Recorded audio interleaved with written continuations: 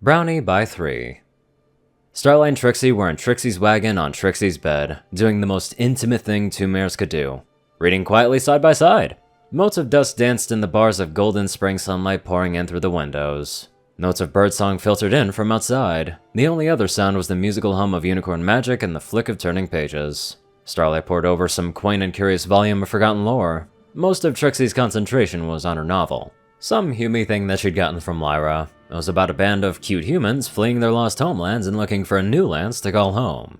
Yet she relished the feeling of Starlight's soft hip pressed up against hers, cutie mark to cutie mark, the slow rise and fall of her ribs as she breathed. The ramp outside the wagon creaked. Trixie's ears perked up. The lock clicked and the door creaked open, revealing Maud with a plate balanced on her back covered with a burgundy cloth napkin. Pinky made brownies, said Maud. Both Starlight and Trixie marked their places with the solemnity this announcement occasioned. I shouldn't, said Starlight. I'm on a diet. The great and hungry Trixie will have yours if you don't want it. It's not fair. Trixie, you stay slim no matter what you eat, and Ma just turns it all into muscle. I just keep getting fatter and fatter. Maud pushed Trixie's small dining table over to the bed, with the top of her snout. We like you soft and snuggly.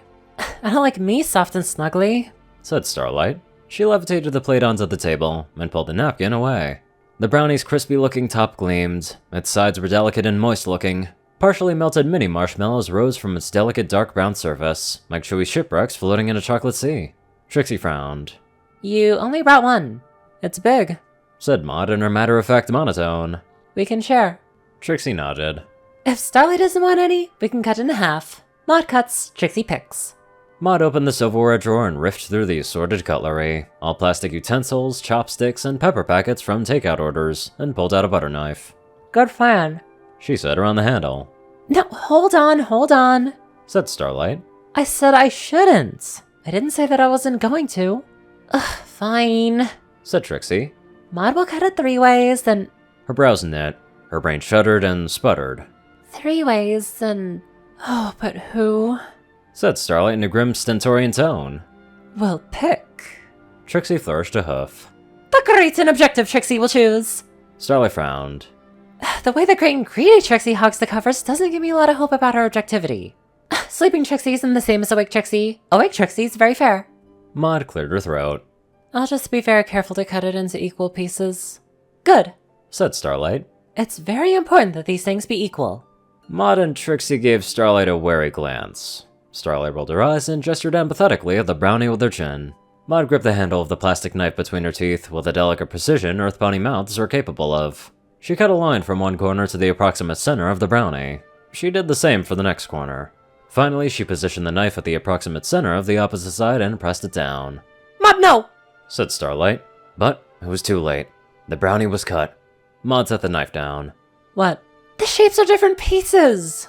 Starlight waved both forehooves at the brownie slices. I mean, the pieces are different shapes! Those trapezoidal ones are very definitely bigger than the triangular one. Maud squinted down at the brownie pieces. I might have messed up. Trixie thinks those might be rhombuses, not trapezoids. Also, now that she looks at it, Pinky cut crooked, so the rhombus one is bigger than the other. I'll get a ruler, said Starlight. No, said Maud. I messed up.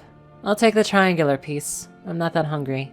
And the magnanimous Trixie will offer Starlight the larger of the 2 other pieces.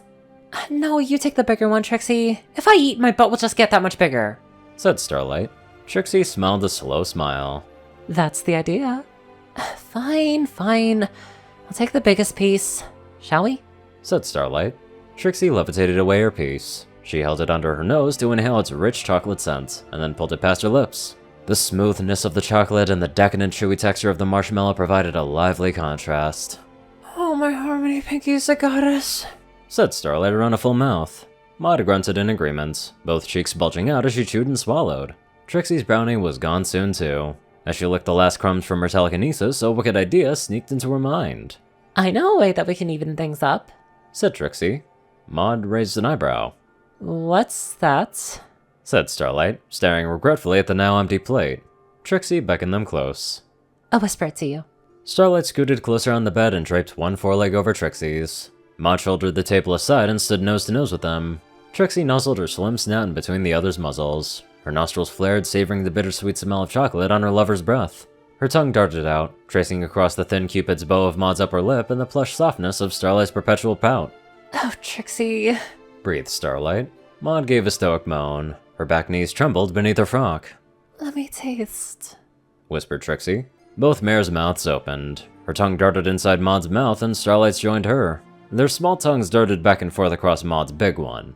Tingles of pleasure danced across the roof of Trixie's mouth. Though the brownie was gone, the silky rich taste of chocolate still lingered on their tongues, on their hot breath. Cheeks grew hot and flushed. The three of them kissed, and kissed, and kissed, until all the chocolate taste was gone.